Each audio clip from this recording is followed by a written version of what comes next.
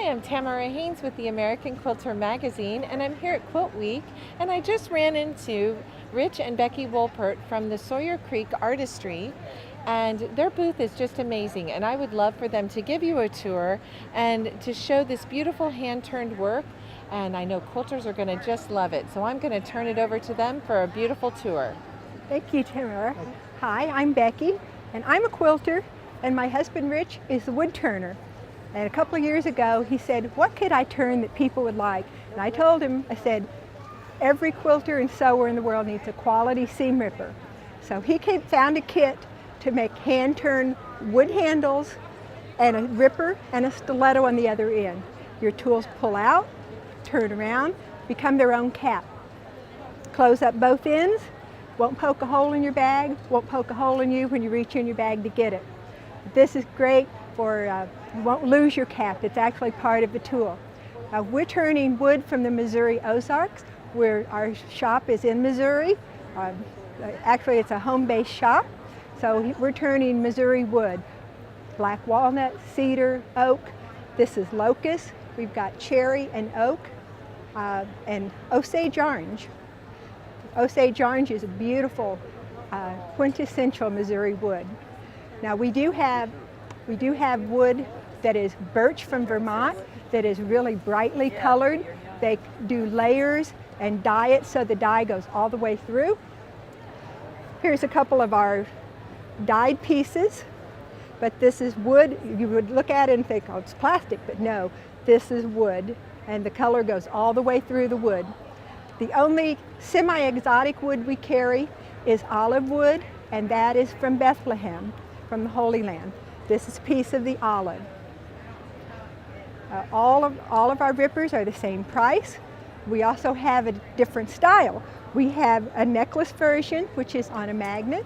You tug it off the magnet, open up your seam ripper, do your unsewing, close it back up, and then you just pop it right back on your magnet. This one won't roll off your sewing table, and if you're sewing with a bunch of friends, nobody's going to ask to borrow your ripper. We love the rippers that my husband turns, but some of the other items that he does are yarn bowls.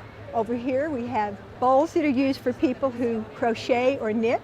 You put your yarn in and it pull out through the little J hook here. This one has little inlays in it from where there were some defects in the wood. Sometimes he leaves the defects in. This bowl here has carpenter ants. You can see where the holes are still in the wood here on the back. This just adds to the charm of what you're looking at. Every piece is unique.